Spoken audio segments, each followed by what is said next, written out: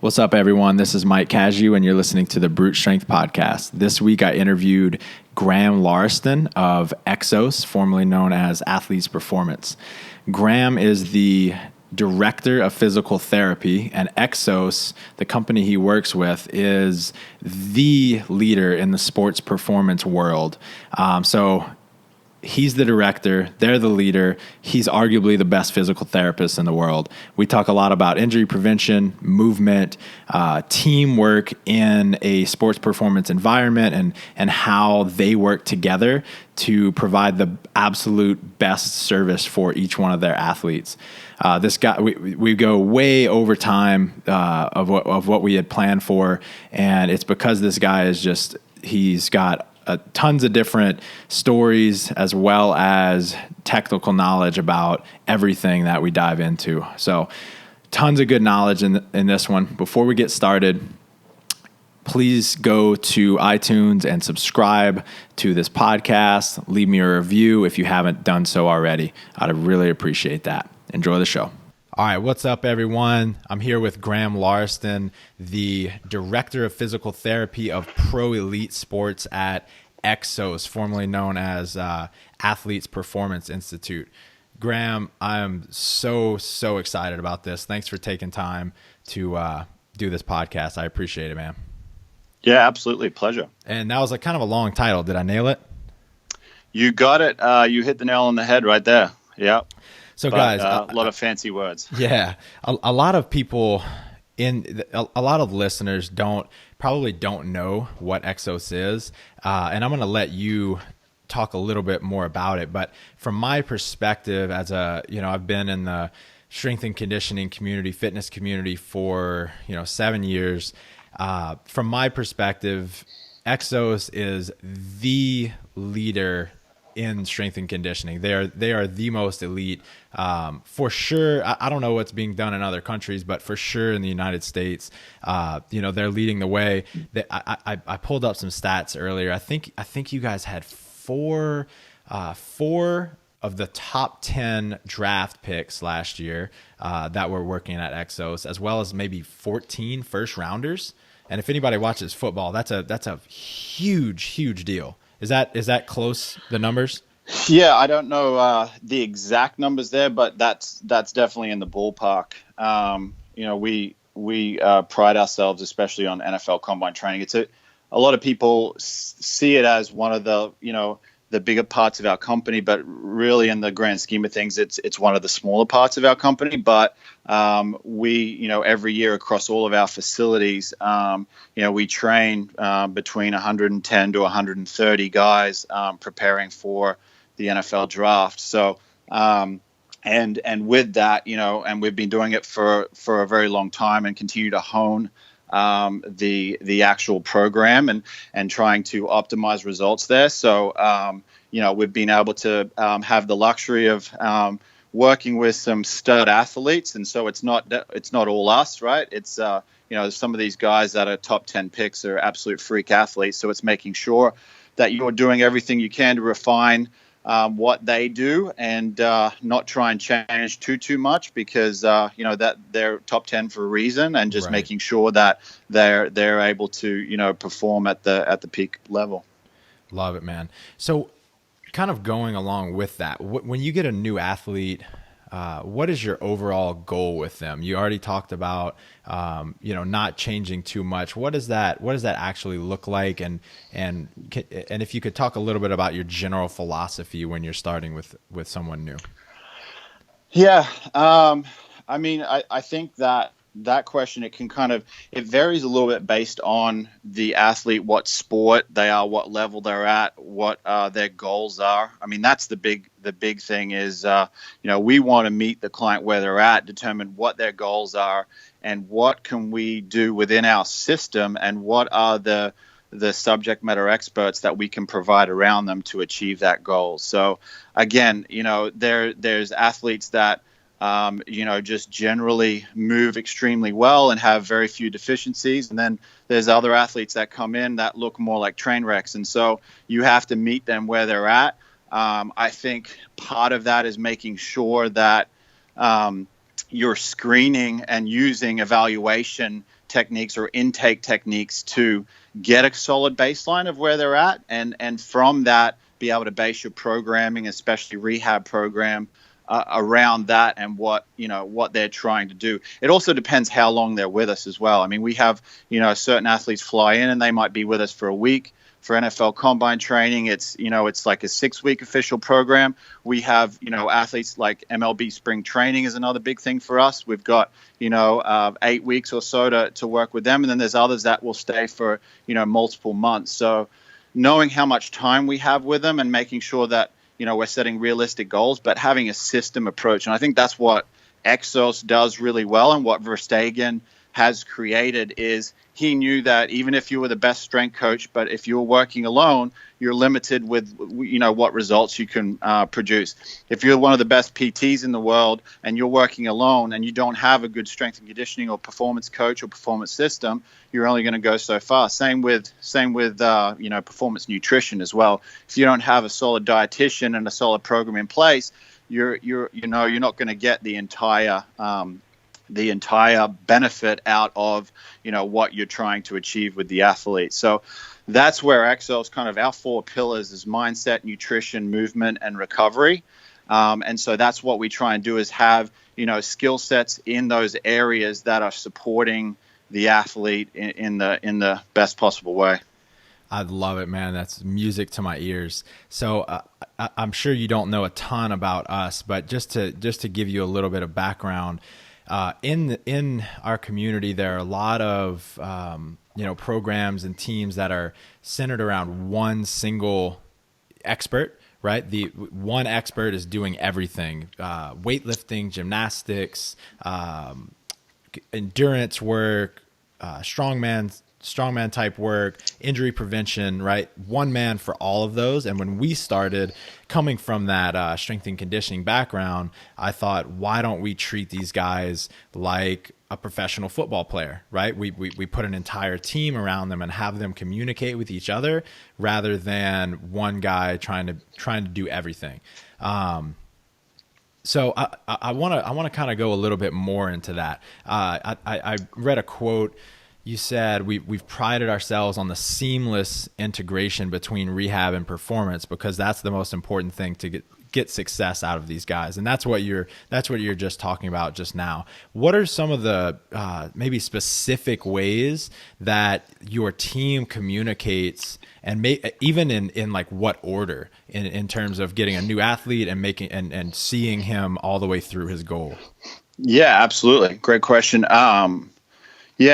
First of all, I'd say, I am fortunate enough to be able to work with a company like EXOs that has the ability to provide, all of those subject matter experts in one location and provide, an optimal service across all those disciplines. So, but I also know that that's not the reality for a lot of systems out there, whether it be gyms or performance training facilities or people that are trying to do things on their own or at high school level or so on and so forth. So you have to somewhat be a jack of all trades. And so definitely I promote like being well-rounded and having a good enough understanding of different areas, be it rehab, performance, nutrition, so on and so forth, because, that's the reality of the world we live in. But knowing when to, make a referral or bring someone else in or what have you is important to know as well. So as it relates to EXOs, the way we kind of do it, whenever we get a new athlete at any of our facilities, the first thing they go through is our intake process. And that, without going through all the nitty and gritty, the basic fundamental things is kind of getting a medical history, getting kind of where they're at, what their goals are, how long they're going to be with us. Then they meet with our performance dietitian. They go through a full body comp analysis and evaluation from a nutrition standpoint, where they're currently at, what they're trying to achieve regarding body comp, and so on and so forth.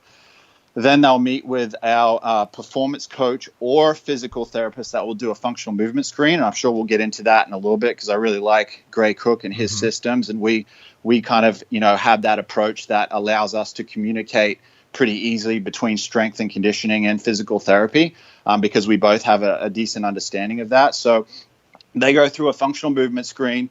If there's any, 1-3 asymmetries or any pain, or they score below like a 14, they immediately go in and meet with a physical therapist to do a more thorough evaluation. Mm-hmm. So it's kind of like a catching net. We make sure that we're at least appreciating a basic level of movement and making sure that, a certain amount of symmetry is there side to side. And then they'll go through, depending on the sport and depending on what program they're in, certain amount of performance testing for, strength, power, cardiovascular, mm-hmm. And so on and so forth. So as it relates to me being more focused in rehab, that's really good too, because as you know, there's guys coming in that say they don't have any pain, they feel great, but, they move terribly or have large asymmetries, or, they've had a, ankle injury, for example, that's healed, isn't causing them any pain, but they have significant restriction in that they don't know, mm-hmm. and how that's impacting movement and ability for the performance coaches and the strength and conditioning coaches to do their job without, increased injury propensity, if that makes sense. Absolutely. So one of the biggest knocks on physical therapy and talking about where I think one of the things that physical therapy can do better in terms of general population is they get them to they get them over their injury, but they don't fully integrate them back into full physical health and fitness. How do you guys? So you talk a lot about integrating it with that strength and conditioning. How do you work together with that strength and conditioning coach? Are you guys actually programming together, or is it you get them to a certain level and then completely pass them off? Yeah, no, that's the $1 million question, right? Rehab to performance, and what gets lost between the ways. And there's a lot of professional teams. I don't know what I want to say a lot, but there's definitely a number of professional teams that struggle with doing that as well. And you'll see, universities where the training room is on one side of campus and the strength and conditioning gym is on the complete other side of the campus. So already there you have a challenge, right, regarding communication. So the first step with EXOs and how all our facilities are organized is that it's all connected. So we have our kind of physical therapy rehab area that flows right into our gym, that flows right outside to our functional training space. So just by having no barriers there allows for, better, pass off and handoff and movement from rehab back to performance. So I think also important there to note is, within our system,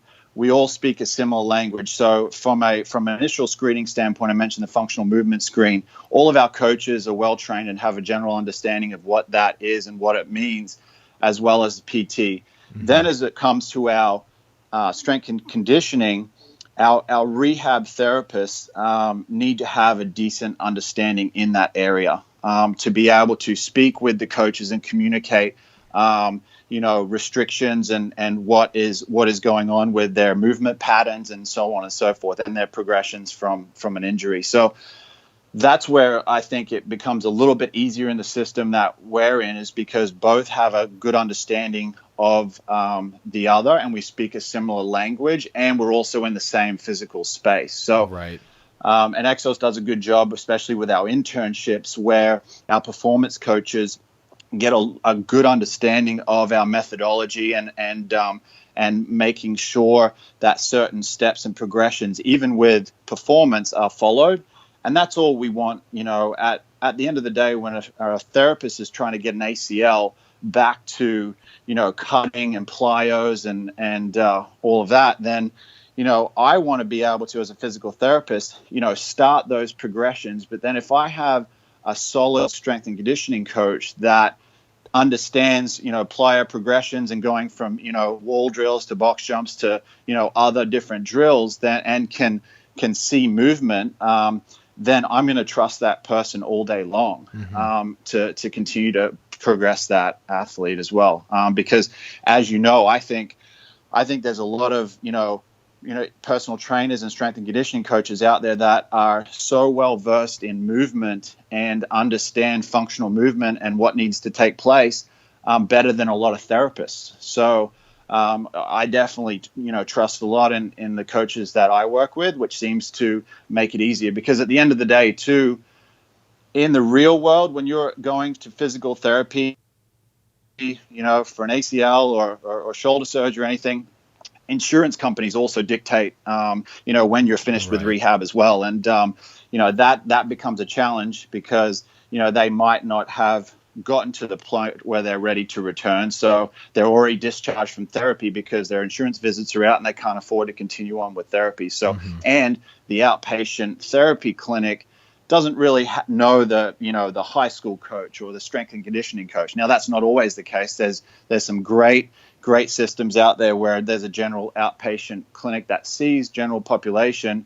They have good relationships with coaches and position coaches and pitching coaches in their community as well, that come into the therapy clinic and make sure that they're on the same page. So there's other groups that do that really well too. That's awesome, man. I love that whole systems approach. Like I said, that's something that from the get-go we've tried to really stick to. And at times it's been super messy where, we started off, I would put together an entire training program, and then the weightlifting coach would just put his program right on top of that, and the gymnastics program would go right on top of that. And we learned that we can't just slap all of these things on top of each other. We have to figure out how they interact and how all of this volume kind of accumulates. And so it's been a continuous learning process, which I'm sure, is the same at EXOs. Y'all are constantly, tinkering and trying to work better together and stuff like that.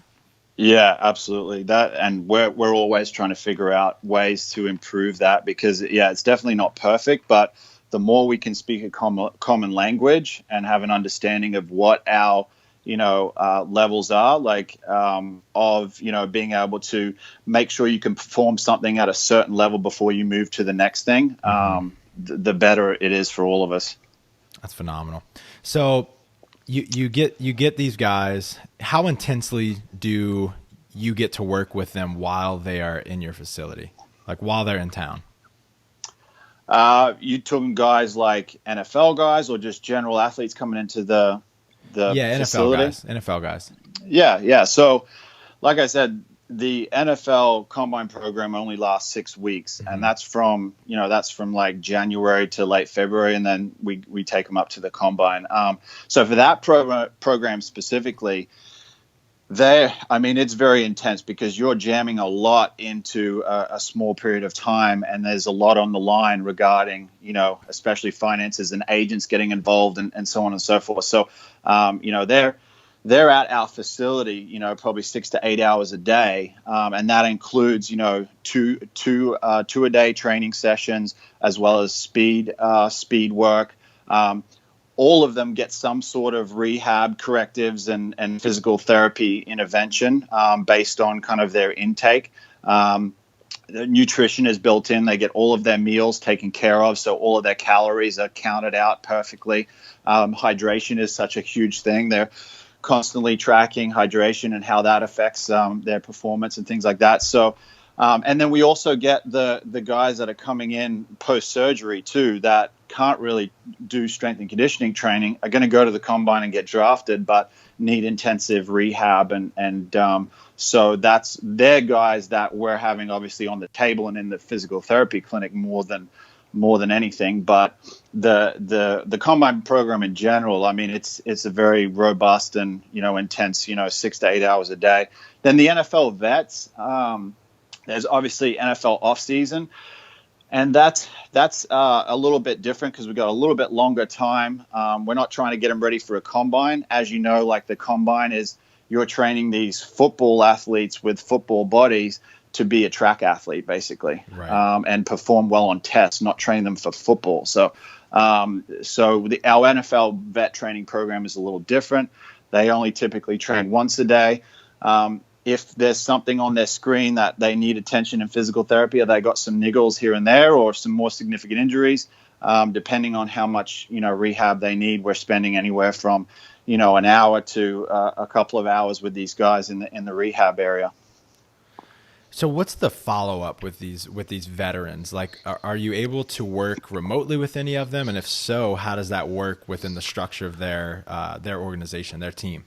Yeah, so I personally, I've worked with different athletes, professional athletes across different sports, and that is it's an exciting part because you're really focusing on one individual athlete, and you're not getting a constant flow of patients.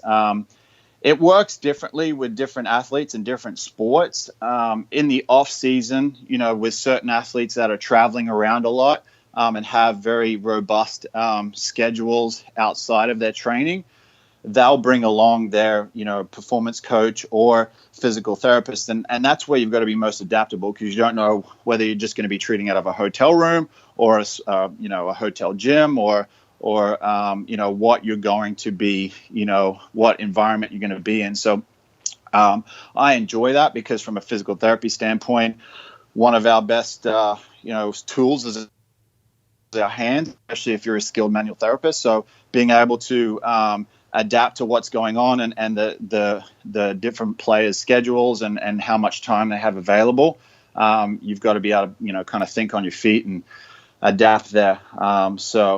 Did that kind of answer your question? Oh, absolutely, absolutely. Is there any back and forth between team physicians and you? Yeah. Especially in the off season, right? If we're going to stay on NFL for a second, with the new collective bargaining agreement, the NFL players can only spend a short amount of time with their teams and their coaching staff. So the teams have to rely on places like EXOs to do a lot of the work for them and look after them, and try and keep them healthy and keep them, explosive and so on and so forth. So especially in the off season, there is, there's a lot of communication about, updates of the player, especially if they're injured. You're having to communicate with their medical staff quite a lot. Some guys that get put on the ER that you won't be playing for a while get sent down to different facilities, and again, you're having to make sure that there's updates to the team, because at the end of the day, the teams are responsible for them and writing their checks, so they want to make sure that they're staying in the loop, which makes sense. And then, there's certain different situations where during the season, they might do work with physical therapists or coaches, and you want to do your best to have open lines of communication, because then you're going to get the best quality of service. So most teams completely understand that and recognize that, because especially in the NFL, you've got a training staff of maybe one or two at the most physical therapists, a few athletic trainers trying to look after 50 or 60 guys, and a lot of it's crisis management during the season. So it's really hard to spend a lot of quality time in physical therapy and rehab when they've got so many other guys to look after. So you want to be able to lean on other individuals that they trust. Sure.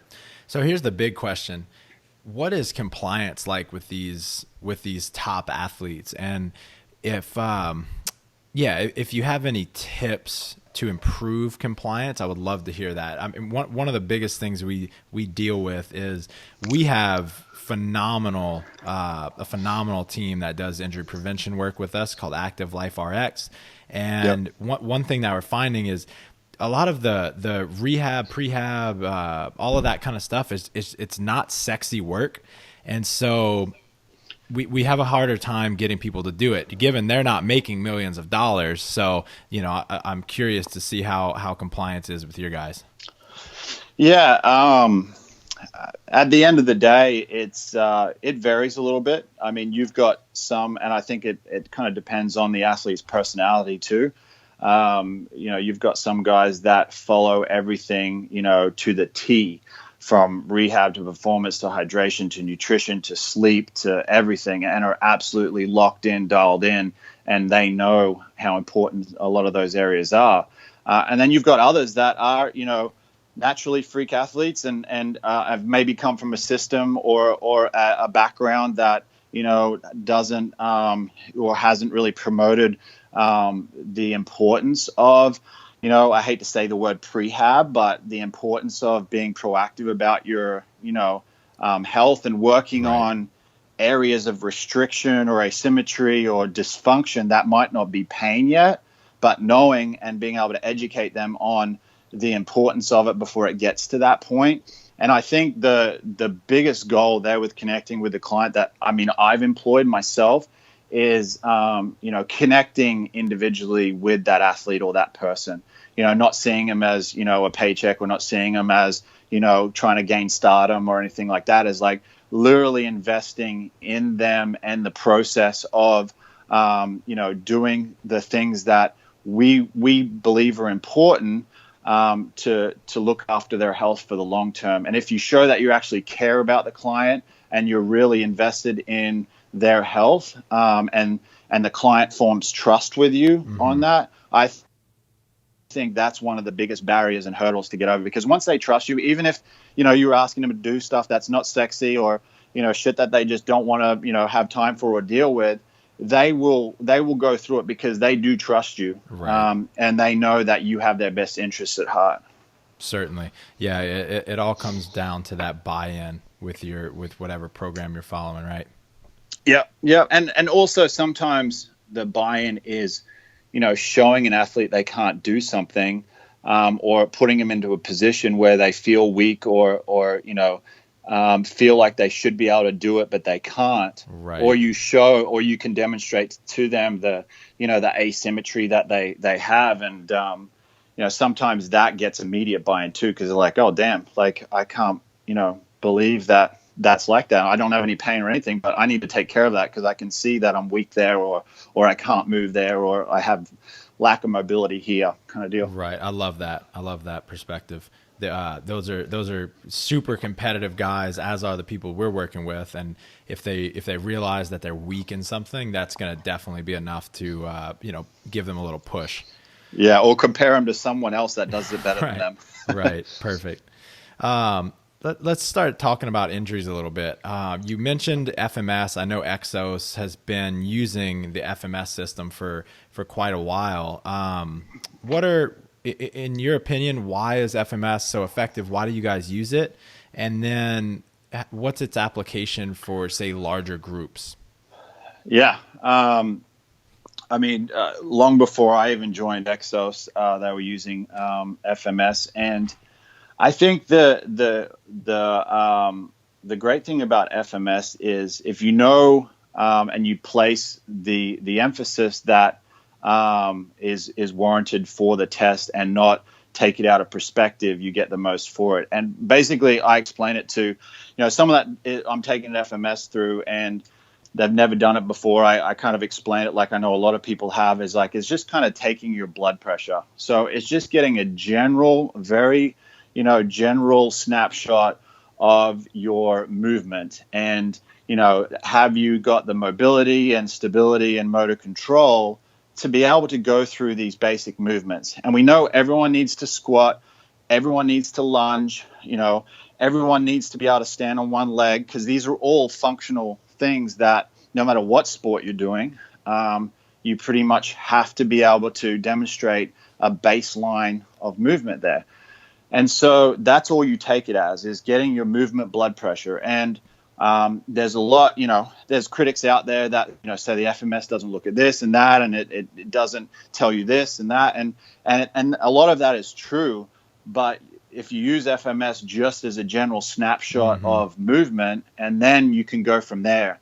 A lot of our physical therapists are trained in SFMA, which is more of the rehab-based FMS. So Right. You take your FMS and then you break it out and find more truly where the specific dysfunction or issues are. And that's great too, because SFMS just gives you a template of evaluation. It's not telling you how to get someone better or how to exactly rehab them or what modalities to use. It's just like a general organized framework. And the FMS, like I said too, the good thing about it is all of our coaches and interns get trained on it as well. So because it's massively used in our system, it's easy to communicate versus, PTs doing one test and coaches doing a different test. Like we would never expect our coaches to know what the SFMA is, but we don't want them to. They don't need to. But if we have a general FMS, you can do FMS on a large scale as well. We do a lot of like mentorships, being military and other areas where there's larger groups of athletes or people in operations, and you can test large groups with it in a relatively short amount of time. So that's good too, and it goes back to functional movement, which I like. And quite frankly, I don't know what other mass-produced general functional screening tests are used as much as FMS. Now, if you were going to go into specific sports, there's a lot of different functional testing that is out there that's proven and very valid for different sports and what is required of them. But just for general movement, someone walking off the street, whether they're the top athlete in the world or Joe Blow down the street who sits in front of a computer all day, you can still get enough information from FMS. Right. What are some of the ways that y'all do this with larger groups? Because that's I've found that to be one of the biggest hangups for, say, a football team or even a CrossFit class. Right. You have 30 people, right. And only a coach or two. How do you do it efficiently? You need the testing kits, and you need staff to be able to do it. So sometimes if we have enough staff, you can kind of work it like a conveyor belt, right? You've got some staff just doing overhead squat and inline lunge, and some staff doing shoulder mobility and toe touch, whatever it is. So when we have larger groups like that, that's how we'll generally organize it. But again, it does take a little bit of time. If you get proficient, you can knock one out in less than 10 minutes. Mm-hmm. But and at the end of the day, too, I'm definitely not, saying you have to go out and buy an FMS kit to be able to, appropriately screen someone for functional movement. I mean, if you have no equipment at all, and you check overhead squat, you check a lunge pattern, you check, ankle mobility, and check single leg balance, and maybe some sort of test to check how your pillar, what we call a pillar or core, is turning on, then that's a good amount of information, and a good enough information for a coach or a therapist to take and say, okay, I know where kind of I'm meeting this guy at, and it will tell you if you need to do more tests, or tell you at least when you're going to do some performance training, hey, maybe let's take a look at and get some better ankle mobility on that right ankle, or I want you to be able to do an appropriate hip hinge before we have you doing heavy RDLs or something like that. It just gives you just basic information. Right, that's phenomenal. I've heard of a couple CrossFit gyms giving everyone the FMS test upon intake. And what they'll do is they'll throw up some correctives on the board for different asymmetries and deficiencies and stuff like that. And for anybody listening, just think about how valuable that could be when you get a new member, right? A lot of times there's this stigma on CrossFit for, breaking people and being very dangerous. What if you gave them an FMS and said, hey, I want you to move better. I want you to be healthier, for years and years to come. And I'm going to give you some corrective exercises to help you move better, feel better, and prevent injury. Super, super valuable stuff. And like Graeme is saying, it's not rocket science. They teach you at the course a very easy to administer test. And there's tons of online resources for all of those correctives. So really, really great stuff. Gray Cook is an absolutely brilliant guy. Yeah, he's done great, and be able to explain it in layman's terms as well. And that's the last thing I'll just say about the screen is there is a robust template built out based on how you do on the FMS, and giving you simple correctives that you can do on your own. So, I mean, I don't care whether it's the FMS or whatever, but if you're going to screen someone, you want to make sure you have follow-up criteria to implement some sort of corrective based on that screen, versus just doing a screen and say, hey, we've screened you, okay, go work out. You want to be able to say, okay, from this screen, here's a couple of simple things you can maybe do on your own that is going to help your thoracic mobility or going to help your ankle. And by the way, I'm not telling you can't train. we're going to train and we're going to get after it. But, in the meantime, or between sets, or, on your rest day or whatever it is, like, here, try some of these correctives, because I know if I can clean up that ankle, or clean up, being able to sink into your hip, you're going to have better performance. You're going to feel better too. Awesome. So CrossFit is almost entirely in the sagittal plane. So I want, in your experience, what kind of issues would you expect this to cause long term, and what kind of exercises might athletes add to their warm ups, their cool downs, whatever, to prevent injuries caused by like lateral movement, ACL tears by going play flag football? That's a common one. Stuff like that. Yeah. And again, I don't do CrossFit, so I can speak to it at a certain level. What I will say is I love the fact that, CrossFit, takes Olympic lifts and teaches, the general population of how to perform these movements. And you do get such a great, cardiovascular benefit out of the way that, workouts are set up, which is helping people in the long run. As long as you're, have a certain level of movement, you can do most of these lifts of a certain safety that you want to perform. But we, in general, rehab and movement, right? Functional movement doesn't happen in any plane. It happens in all planes, right? So, whether you're talking sagittal, frontal, or transverse, you want to have some sort of programming built in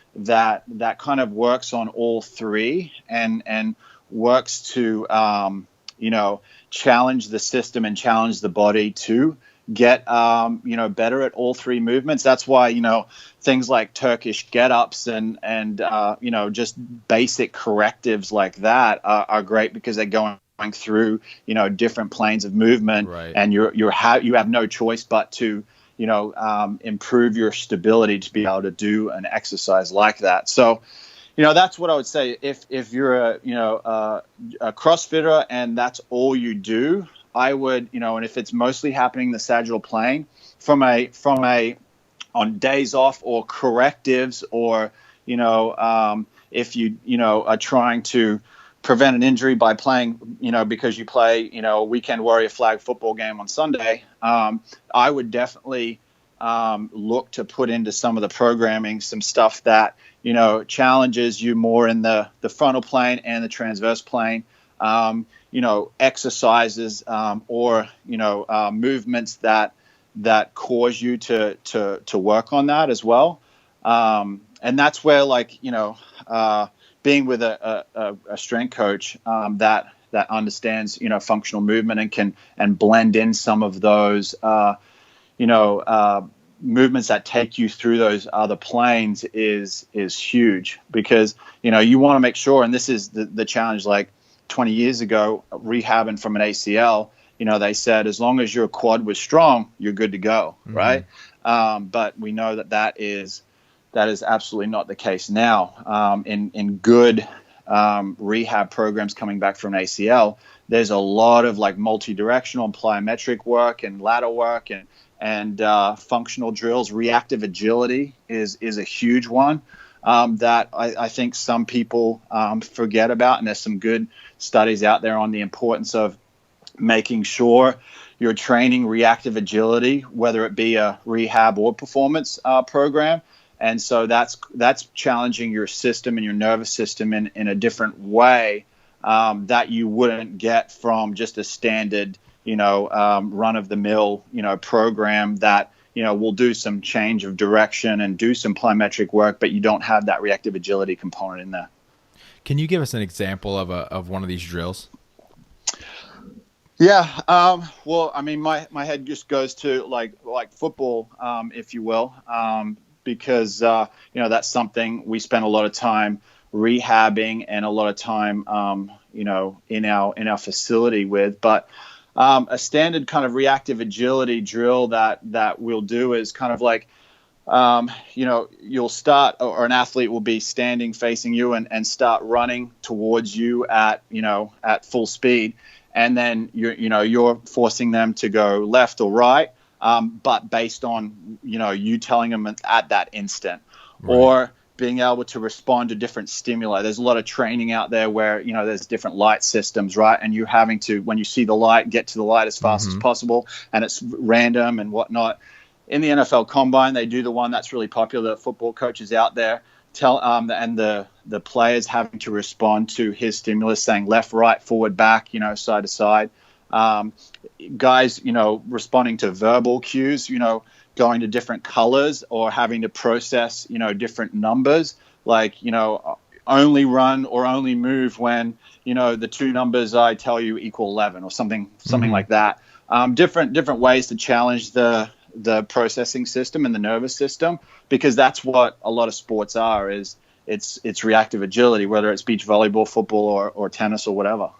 I love it, man. Yeah, we used to, me and one of our coaches, Jake Hutton, used to run a gym in Salt Lake City, and we would input some of these drills into the end of our warm up as kind of also like a fun icebreaker. Gets people talking, laughing, having fun, but also getting them ready for the real world a little bit. They seem to love that stuff. Yeah, absolutely. So let's talk about recovering hamstrings. How do you go about preventing hamstring tears, strains, etc.? And then what is the difference in that first week of recovery and beyond? Yeah, good question. And it's something that we deal with a lot in the sports that we have. I mean, football, you see it a lot, especially in the skills positions, and baseball, you'll see it a lot too, just from, sitting in the dugout and then all of a sudden having to go to an all-out sprint when you might not be warmed up correctly. So, there's a lot of other sports that you'll see it too. Is so the biggest thing to prevent hamstring strains, I would say, is there's a couple of things. Making sure your base is sound, and by base we talk about the pillar, which is your scapula, torso, and hips, and how those three sync together to be able to stabilize and propel you and produce effective movement. So making sure your pillar is activated and turned on and working well, because that's what the hamstrings work off, right? So if you have a poor core, and by core I mean pillar, not your ab muscles, your but abs, yeah. Everything else, that how your shoulders, torso, and hips sync up together. If that's weak, or you have instability in your low back or something like that, then your hamstrings are overworking. And if they're overworking or over lengthening, whereas when that eccentric phase of lengthening, then there's a propensity for a strain. So that's one thing, making sure you do have adequate hamstring strength, especially eccentrically. A lot of the research shows, and a lot of rehab programs coming back from hamstring strains towards the later phases builds in a ton of eccentric hamstring work, because you want to make sure that they've got that control at end range. And how can one assess if they have enough strength in that eccentric portion of the movement? It's a good question. Is there something that you can say over audio to explain? I know that's tough. Yeah, there's a system, I think it came out of Australia, called the Nord board, which actually assesses, and this is, for places and performance facilities that can afford something like that, but it will actually, almost like a dynamometer, measure, your true hamstring strength and eccentric strength side to side. As simple as a manual muscle test can at least determine how strong isometrically the hamstring is. Screening tests, like the FMS has a general hamstring test in there, but again, you'd have to tease out whether it's more of a mobility, stability, or strength problem then. Right. But also, not as much as testing. I would say that proactively, if you're training an athlete that hamstring strains are common and they haven't had a hamstring strain yet, building in a certain amount of, eccentric hamstring work into the program is important as well. And not just for, because, RDLs and deadlifts and things will stress the hamstring eccentrically, which is great, but doing it at different speeds and different intensities and at different lengths is great too. I know, when we see a lot of the Olympic athletes doing their training in our gym, they're building in a lot of like high dynamic neural activation that's challenging the hamstring eccentrically, because they know they're such high octane athletes that they need to be able to have control at those very fast speeds. So that's what I would kind of say is like making sure you're building a little bit of that into your programming, especially if you're training like an athlete that it's required. And then the only other thing I'd say about hamstrings too is if you've had a hamstring strain before, that's the number one predictor of another hamstring strain. Doesn't matter whether you've done the best rehab in the world. Like if you've strained your hamstring before, you're actually at a higher risk of a hamstring injury than someone who hasn't. So if you have before, and that's another important reason to make sure you're blending in some of that challenges. But again, it's all the standard stuff, the activation, the hip stability, all of that goes into making sure your hamstrings, can do their job and don't get overworked or have to pick up the slack for something that's weak or unstable. And then the last thing I'll say, sorry, I like to talk about hamstrings. I'm loving it. Is the neural side of it, neural tension side of it. A lot of times when you have a hamstring injury or any muscle injury for that matter, you get scarring, adhesion, and build up, and also the nerve in the nerve sheath sometimes gets stuck. So think of it kind of like flossing your teeth. You're trying to get that nerve gliding and sliding the way it can, and break up some of those adhesions and scar tissue that has formed. So building in some nerve flossing components, which I do with all of my athletes that are speed guys, is super important from a preventative standpoint as well. And there's some research that has come out to support that. That's awesome, man. Last technical question about the hamstrings. I think I got this from Joe DeFranco years ago. Are you familiar with DeFranco? Yeah, I know the name. I don't know him personally, but and he wrote in one of his books about standing and seated or straight leg and bent leg concentric only, like sled walks and stuff like that for getting over acute hamstring issues. Is there any efficacy in your opinion in that kind of stuff? I've had good results, but I've never seen it tested on a large group or anything like that. Are you talking retro walking or forward walking? Forward walking. Forward walking, yeah, because I know that there's some stuff out there about forward and retro working, especially loaded or heavy sled pulls and things like that. Absolutely, there's benefit in that, and also that I kind of also see that almost as work hardening, right?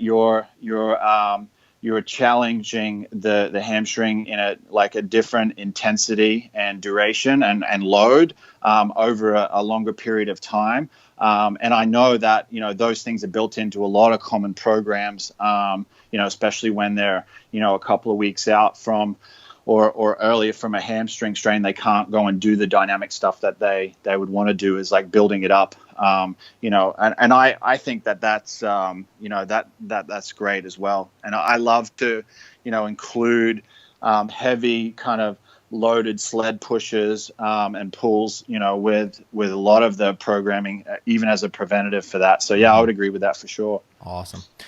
But not making that the only thing for hamstring. Sure. Oh, and I wanted to ask you before I forget, you continue to talk about this emphasis on trunk work.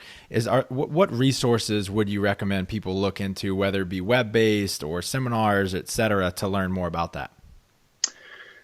Yeah, well, in regards to like general pillar activation. I mean, Verstegen does a great job of explaining it in his book, Every Day is Game Day book, and he's kind of recently released a newer version of that that's updated, and it has got a lot of good exercises and explains the reasoning and the importance of syncing up your pillar. But that would be kind of like the offhand general resource. But there's so much stuff out there, right, on the importance of synced movement and coordinated movement. So everything from, DNS to PRI to there's so many courses out there that talk about the importance of, syncing up your torso to your hips and your scapular as well, and making sure that's turned on.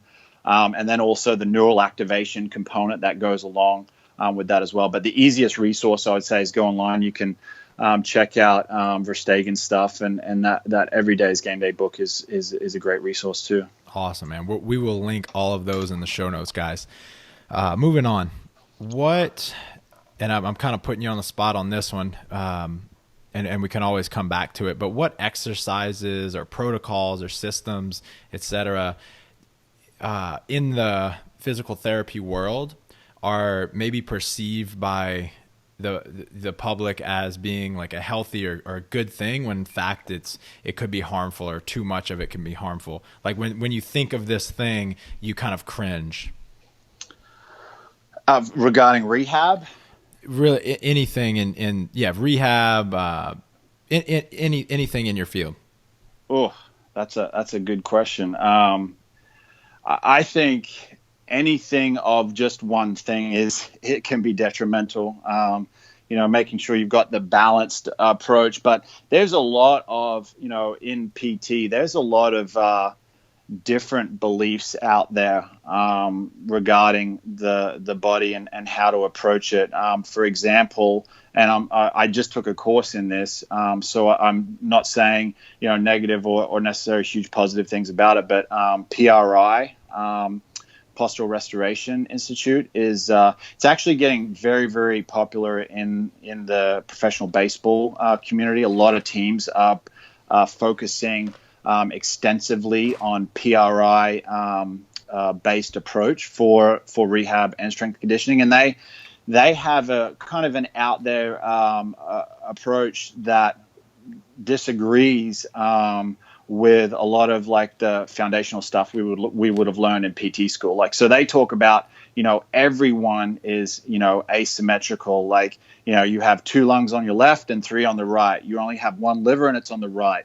The right diaphragm is dominant, so it's going to over-dominate, and so your left rib cage is going to be weak and inefficient. So you need to be able to, everyone's stuck in a certain pattern, and some more than others, and you have to be able to do these specific exercises by activating your diaphragm and affecting the nervous system to kind of reset the body and get it into neutral alignment before you do anything. Mm-hmm. They love flexion-based approaches to a lot of their movements. I'm talking about rounded back. The posture that we would say is, an incorrect way of sitting or moving, especially if you're trying to lift heavy weight. You don't want to blow a disc, so you would say don't lift with flexion. But their approach is a lot of flexion based, specifically to help with rib approximation and diaphragm activation and so on and so forth. Now, I'm not knocking it, but I will tell you that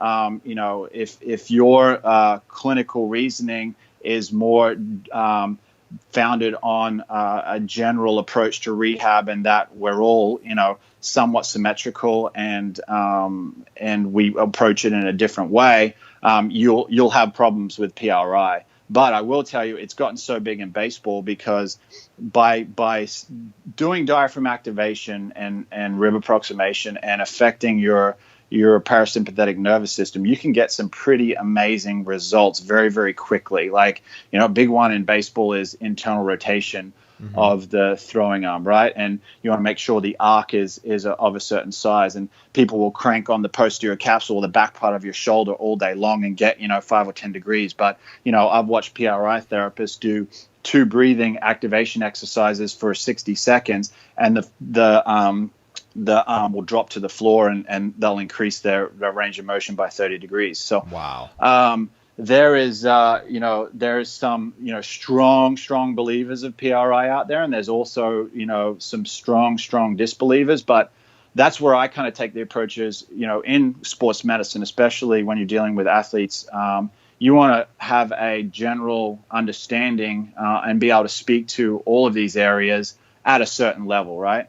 One thing that PRI believes that should be in any program too is breathing, and how important correct breathing and diaphragm activation is. And if you don't train that, very, very, very few people do it correctly. And it all the diaphragm is linked up to your pillar as well. If your diaphragm's not working correctly, your ribs are out of alignment, then it's very, very hard to get in a good aligned posture to be able to produce power and speed and movement efficiency, if that makes sense. Absolutely, man. Great answer. Thank you. Let's talk about mobility for a second. That's a really popular topic in our community. There are a lot of different ways that people are going about it. There's a very popular company called Ramwad, which I'm a huge fan of, that's based on yin yoga, which is obviously just long poses. There's different people doing stretch reflex or activation relaxation techniques and all of that kind of stuff. What, in your opinion, if someone came to you and said, I want to get mobile as quickly as possible, what would you tell that person?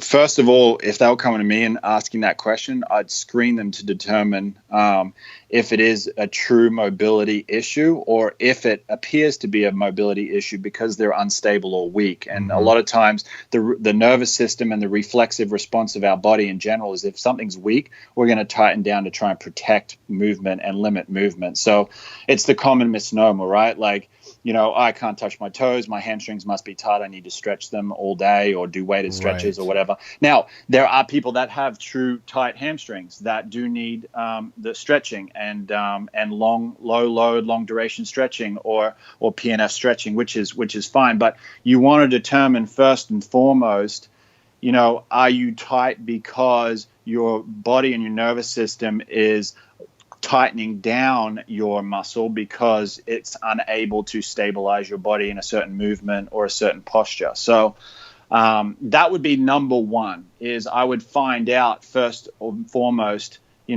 why are they tight, and then build a program kind of around that. You'll see a lot like, there's a lot of people, especially even females, like that will, have a body alignment where you'd be like, oh, you must be as flexible as all get out, be able to put your hands on the ground and do all these kind of extremely, end range movements. But there's several that can't, touch their toes or can't perform some of these things because they're so unstable through their pillar or in another area. And then you do just a couple of quick activation exercises to kind of trick the nervous system, if you will, and boom, their hands drop straight to the ground. So it's definitely not in all cases, but it is more common than people think that there's an underlying instability issue that's causing people to feel like they're tight and feel like they have to stretch.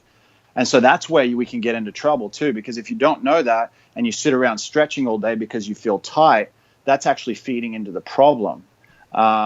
So that's kind of like my view on that, and that kind of goes back to kind of Gray Cook's philosophy as well as the motor control component, right? Right. Yeah, what you're saying sounds a lot like what our mobility and movement team, Active Life, talks a lot about, and it's funny. They're chiropractors, so they probably have hated you up to this point, but now they're fist bumping when they're hearing this. Yeah, absolutely. And then, but that's the thing too is, my background was manual therapy, and I got very skilled in being able to, what chiropractors call adjustments, we call, joint manipulations. And I think that was one of the mistakes I had immediately out of school. I was like, man, I can manipulate someone's back. I can manipulate their thoracic spine, their neck, their ankle, whatever it is. And I know they're going to feel better when they're getting off the table. But I've now created more range, right? And if I don't then train them in that new range or try to do some sort of stabilization, you can get yourself in quite a bit of trouble, especially with performance athletes, because they're taxing their muscles more at end range than the general population. Right. Foam rolling, what is it good for and what is it not good for? Foam rolling is, I like foam rolling and if you will, kind of self trigger point release. Yeah, we'll throw the balls in there and all of the balls, those the little sticks, things. the rollers. It's good for general self fascial kind of release work. So, and if it can also be effective to release kind of trigger points and tender points in certain, muscles in the body. So, we use it a lot. I use it a lot myself, especially when I'm traveling and I'm sitting a lot on planes and stuff. I will, once I get to my hotel room, I've got my trigger point ball, I've got a foam roller, and you can get, some pretty quick relief from tightness from foam rolling just by, basically doing some fascial like rolling and hitting those trigger points and tender points and getting them to release. There's definitely some positives behind that. So I love it, and I definitely promote, especially with CrossFitters who really tax their body a lot, and also are doing movements that will cause trigger points and tender points to form. A way of having a self way, an independent way to release some of these tight muscles and roll them out and do trigger point releases is positive. Negative, I don't know if there's a whole lot of like negatives unless you're rolling your low back and you're extending over the foam roller, and which is jamming your facet joints and actually putting you in a position that could cause further pain in the future. The other thing, like people say, I need to foam roll my IT band because my IT band's tight. Well, you could be sitting there rolling it for, a week, and it's not going to release because it's not a muscle, right? It's like almost like Kevlar sheath, if you will. So if people are educated enough to go up to their TFL and their glute med and in that area and focus on that area, then you're going to get, more benefit out of trying to just continue to crush something that feels tight that won't release with a foam roller. Gotcha. Have you heard of, well, no, I'm sure you have. I think I've seen seminars, at EXOs, several times. FRC, you familiar with FRC? Yes, a little bit familiar with it. I've never taken a course. I was just talking with one of our therapists the other day, and he's planning on taking the course, and I plan on taking it in the next year. So, I haven't taken it yet, but I'm a little bit familiar with it. What's it all about?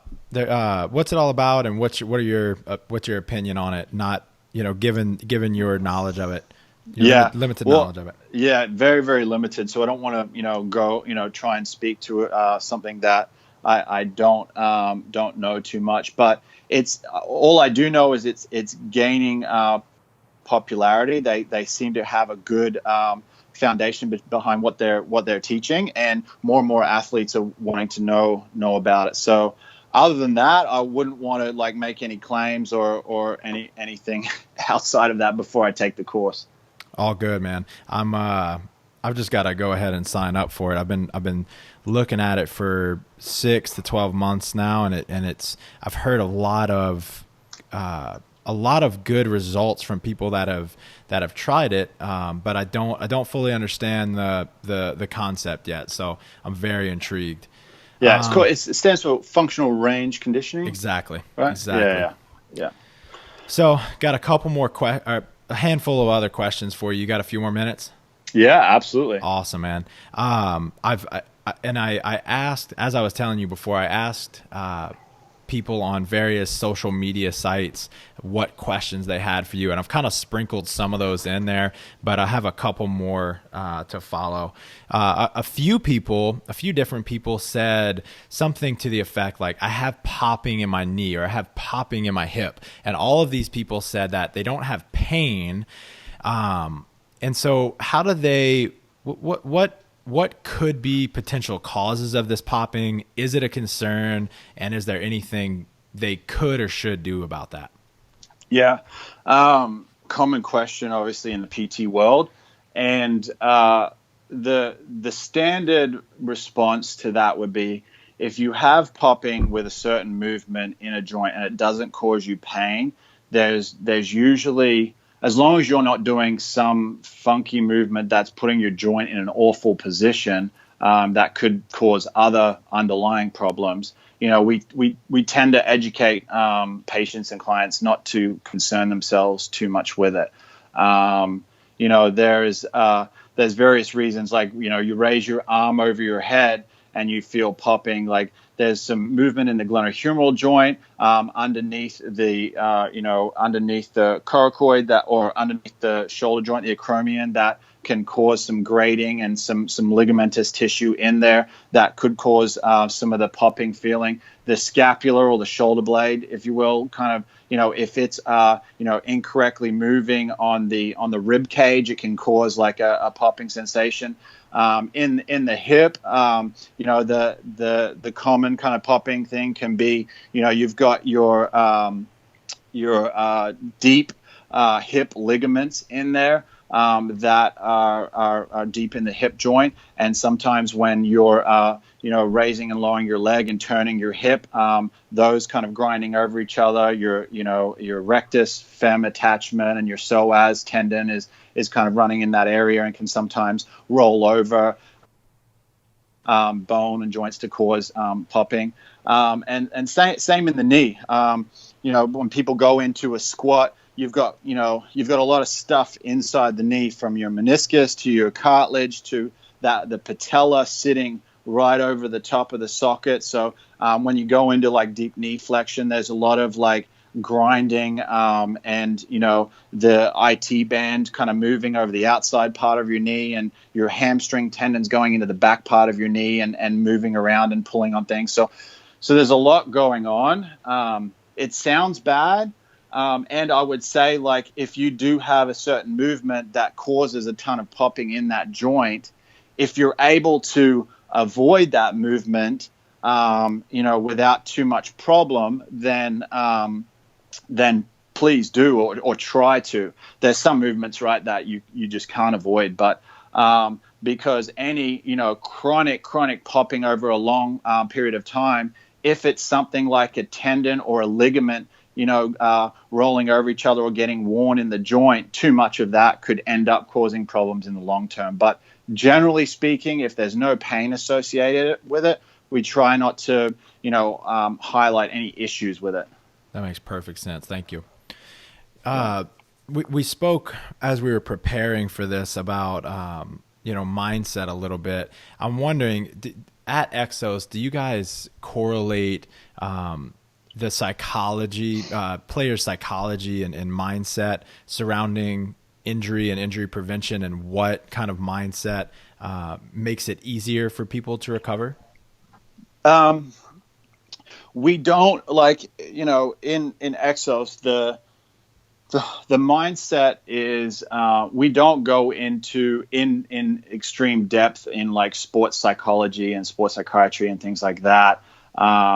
We kind of look at it like, or the way that we approach it is controlling what you can control and making sure that you're taking care of every facet that you can regarding your recovery and your performance, but more specifically your recovery, to allow you to, obviously be in the right frame of mind to start. You bring your stress levels to an area where, stress and its correlation to HRV and recovery and getting into the parasympathetic state to be able to allow the body to recover.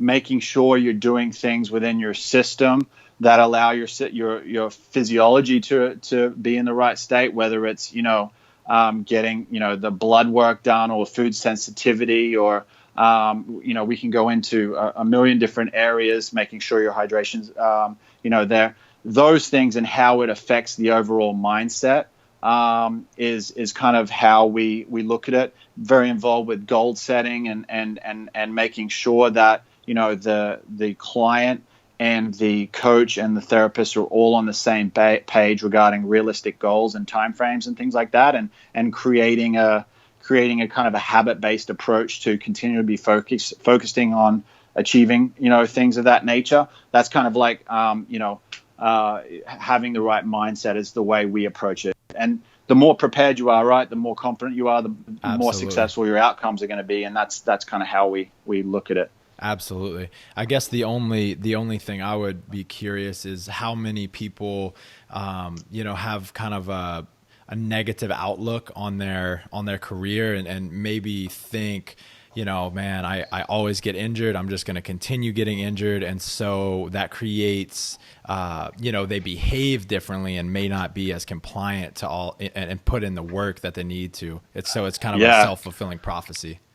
Yeah, I think the importance there too is Brett Bartholomew, strength coach, used to be with us out in LA. A good friend of mine. He's passionate and speaks a lot to kind of conscious coaching. Mm-hmm. You can have the best systems in the world and the best, organized structure and template and training program in the world to get your athletes bigger, stronger, faster. But, everyone's different. Everyone, from a mindset component, reacts differently, responds differently, have different personalities. So being a conscious coach, as a coach, a strength and conditioning coach, and personal trainer and physical therapist and athletic trainer, I think is important, and being able to adapt based on what you're seeing in your athletes, right? Because if an athlete is, like you explained, like constantly down on themselves, feeling like they're always going to be injured, what's the next thing they're going to do? Get injured, right? So being able to make sure you're building those relationships, adapting, changing your programs based on what you're seeing, even giving certain athletes days off when you're not going to get much out of them, or they had poor sleep the night before, they look like they're a little down, or they went out and got hammered the night before and they're in to train the next day. You're risking injury higher than you probably should even worry about training that day. So there's a lot of cool things out there, like a mega wave that measures your stress levels through your autonomic nervous system. Focus band is kind of an interesting one. We've played around with it. It's getting bigger in golf, where it measures kind of your brain waves. So you put this headset on, it's kind of neurofeedback, and it's kind of, and I don't know the science very, very well, but it's focusing on getting the alpha wave activity activated. So what's the one that you're talking about? Focus band. Okay. Focus band. Yeah. So you can take a look at it, but it's talking about trying to activate more of or getting into that motion state, they call it, where you have an avatar on your mobile phone linked up to the app or whatever, and is measuring your brainwave. And when you get to your alpha brainwave, you're able to make the car go faster, or you're able to, it's almost like trying to be staying in the present and not be thinking in the future or getting, worked up about things that have happened in the past. Right. I mean, there's a lot of technology that's coming out and will continue to come out, but at the end of the day, right, like as a coach, you've got to be able to connect with your athlete and meet them where they are and get their rate of feeling too. Rate of perceived exertion goes a long way, and all it is a scale of 0 to 10. Where the athlete thinks they are on different levels. Right. I just ordered one of those things. I forget the name. I interviewed one of the, I guess he's considered a sports psychologist for the Seahawks, Leslie Sherland, and he's based out of Scottsdale. And one of his business ventures, he created a neurofeedback headset, for the general population that they can order and use at home, kind of like what you're talking about. Yeah, absolutely. Yeah, so super pumped to get that in. But kind of to your point, no device or no piece of technology or exercise or training program will ever take the place of that human connection piece, right? That's at the core of our being, right? Connecting with and having someone to trust in, so that it's not all on us. Like the people that you work with they have such an enormous amount of pressure on them, and they need to be able to rely on a team, right? Oh, 100%. And if you don't have that human connection, it kind of goes back to what we were saying earlier, forming that relationship and that trust, and knowing that you're investing in them and their health and you want the best for them. There's never going to be any technology, at least in our lifetime, that is going to be able to replace that. As you know, there's a lot of talk about virtual reality and things like that. It's going to be interesting as we move into the future, like even like how virtual reality is used in rehab and training. Like you could put on a virtual reality headset and have your therapist with you at home doing your corrective exercise. I mean, there's a lot of kind of like, out there stuff that right. I know technology is going to move to in the future, but it's also a detriment to our bodies, right? Everyone's on their cell phone now. What that does to our posture, how it loads up our, any kind of forward head posture. I think it's like every 5 degrees of forward head posture you have, it puts 40 times more undue stress on your low back and things like that. And guess what? All the kids are doing these days. That's what it is. So those things we're going to have to figure out a way to combat in the future as it relates to recovery. Mm-hmm. And the only other thing I was going to say about that too is like the other things that are kind of at the bleeding edge of PT that are kind of buzzwords is like stem cells, and there's there's a lot of the top athletes going to Europe to get the orthokine, or what's known in America as regenokine, where they take the, similar to PRP, but they take the blood, spin it, heat it up, and inject. I mean, there's a lot of things that we might not have, or the general population might not hear too much, but are getting, larger and larger, notice in the professional sports world that, that's going to also be the future, is where is stem cells going to go as it relates to, rehab and recovery and regeneration, Mm-hmm. That's fascinating stuff. Yeah. I got a couple more for you, then we'll wrap it up. What's the biggest mistake that you can remember making in your career that you don't mind sharing? And what did you learn from that?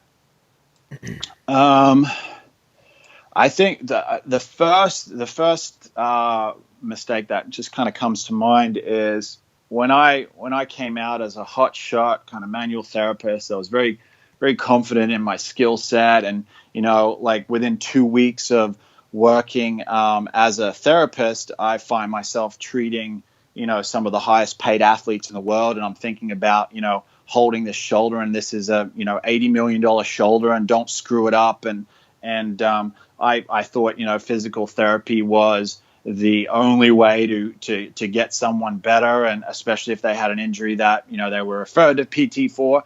And I didn't really immediately trust other disciplines. Sometimes I didn't trust strength and conditioning coaches, or not really understanding how important nutrition, hydration, sleep, and all of those things are in especially with athletes, or even any person that's serious about functioning at their optimal capacity. And so I would kind of brush some of those things to the side and place or de-emphasize them to a point. Mm-hmm. And I think that was obviously something that I learned quite quickly was a mistake and the wrong way to go about things, because just in the systems that I've worked in my career, I see, how much all of those areas are super important. And then, the other thing too is, like I said, manipulating someone or adjusting them and they're feeling better immediately and thinking that they're good to go. That is obviously what we don't believe in, and want to make sure that especially someone that's active doesn't go and just get an adjustment. Now, I'm not saying chiropractors are bad, that you can get an adjustment, especially when it's needed, but making sure that you're then following it up with, some sort of stability or functional activity that promotes, the new range and the new, things that you've created in your body. And then the other thing is sometimes, getting getting caught up with seeing a lot of clients and, sticking to protocols and things like that and not thinking outside the box. And especially like test and retest is huge. And I think sometimes it falls by the wayside. You get caught up in what you're doing and whatnot. And so you kind of, you go through the motions and you work on things that even though everyone's a little bit different, but making sure you're very diligent about testing something, providing an intervention, and then following it up and retesting. I think some people are scared to retest because if it didn't improve, you're like, shit, I didn't do my job, Right. But if we're going to move forward, especially as a profession in therapy, like we have to hold each other accountable to be able to perform, test, provide an intervention, retest, and make sure you're on the right track. And if you're not, that's where you need to change gears and go in different directions. I think early on in my career, I didn't have quite the frame of mind and the experience to do that, and I feel like I've gotten better at that. So that was, I guess, another kind of mistake back in the day. I love that perspective. I think with experience comes confidence, and even the confidence to say, or the courage to say, hey, maybe I was wrong. Right. I'm going to retest this. And if I'm wrong, then that's okay. I'm going to redirect and try to figure this out for this athlete or this person. Completely agree. And that's where we've got to put our egos aside as a profession and as individuals, I think, and it's tough too, because when you're also dealing with high caliber, very expensive athletes, you don't want to have too many times where you're retesting and, Sure. And you're not getting improvement, because you'll probably lose your job pretty quickly. So, that's definitely something that you want to continue to work on. And that's with rehab. There's so many different ways to skin a cat and so many different philosophies out there on how to approach it. And, there's ones that are founded more in science and research and validation, and others that are different, but some can get phenomenal results that don't have that validation. And it's a matter of, everyone just, taking courses, seeing what's out there and making sure it's not just a fad. And that's the same with any person listening to the podcast that has an injury. I would always promote, like, if you're going to see a therapist, well, obviously try and find a credentialed one that, has a decent reputation, but ask the questions too, like be involved actively in your rehab. Don't just, yes, sir, I'll do these 3 sets of 10 or whatever. It's like, find out, like, why you're doing something and for how long and what the progressions are and things like that. Because you want to stay actively involved in your wellness and getting better. And I think that's a big proponent of actually getting better, and also holding whoever's in charge of you accountable to continue to work on making sure you're getting the best outcomes possible. Right. Are there any credentials or courses or certifications that people should look for in a physical therapist? Yeah, there's different ones out there. Some, I'm sure, in the strength and conditioning world too, there's some that are a lot more well-known than others. I guess in the orthopedic world, like if you're going to a general orthopedic practice or a physical therapist in an outpatient setting, the equivalent to of like an CSCS would be kind of an OCS, which is a credential that kind of shows that person has a decent enough or has been tested on their understanding of general orthopedic physical therapy. The SCS is more of the sports certification. The MTC, which I have through St. Augustine, I'm kind of biased to that because I went there and I really like the certification. That's a manual therapy certification of a certain level. So making sure you have the necessary skill set with your hands to be able to deliver good rehab. A lot of PTs have their CSCS, which means that, they have a certain level of understanding of performance as well, right. Especially in the sports medicine area. But at the end of the day, too, right? You can have a therapist that has all the credentials in the world that is a pretty average therapist, and another therapist that doesn't really have any credentials and doesn't care to, but is just brilliant and amazing at what they do. Same with strength and conditioning coaches, I think too. So certainly, yeah, the ones that A, care, and B, can communicate, what they know are always going to be the best. Agreed. Agreed. Lastly, what when you think back on your career, what are you most proud of? I think, I mean, I've still got a lot of learning and a lot of growing to do. And I've been blessed enough to be in organizations from the beginning of my career that gave me learning opportunities and put me in a system that a lot of therapists that aspire to work in sports medicine, don't get the opportunity to do.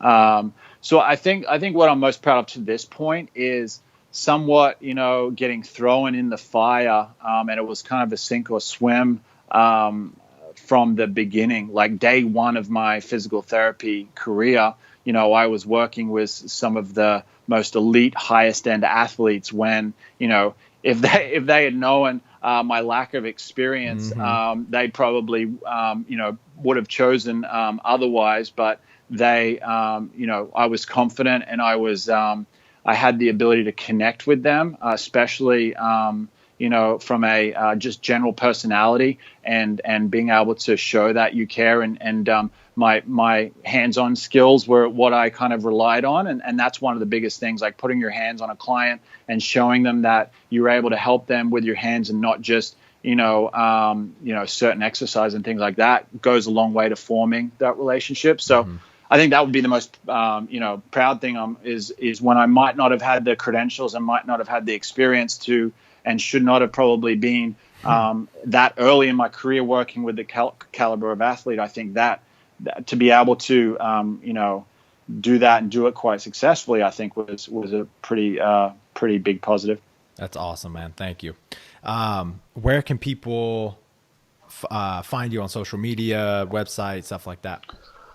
I'm not too active on those. I keep abreast of my clients that I'm working with and what they're doing sometimes on there. But I'm on Instagram as Graeme Lauriston, and my spelling of Graeme is, as you know, a little different, Graeme. And I'm on Facebook as well, at the same name. And again, I'm not posting very often, but I do stay active of it and keeping abreast of what's going on. I love to stay connected to the rehab and the performance community, and what's going on in the world, in those avenues through social media. So that would be the easiest way. And if anyone, has a specific question, or wanted to hit me up. I mean, be careful here. You might take you up. I gotta be careful. But it's my email address is grlauriston@gmail.com is my personal one. So that's again, GRLAURISTON. Yep. At Hotmail, yep. You said? At Gmail. At Gmail. Yeah, that's my personal email. No, I think I used Hotmail like 15 years ago, and right. I keep it open for all of the dummy accounts when someone or some site asks you to enter an email address and you don't want to get anything from them, but you need to enter it. That's where I go to my Hotmail. Right. So love it, man. Well, hey, I know we went way over the time that I told you it would take, but people are going to absolutely love this. I'm so grateful for you giving up so much time, man. I appreciate it. Oh, not a problem. Sorry if I talk too much and bored people, but I enjoyed the conversation. Awesome, man. We'll talk to you soon. All right. Thanks, Mike.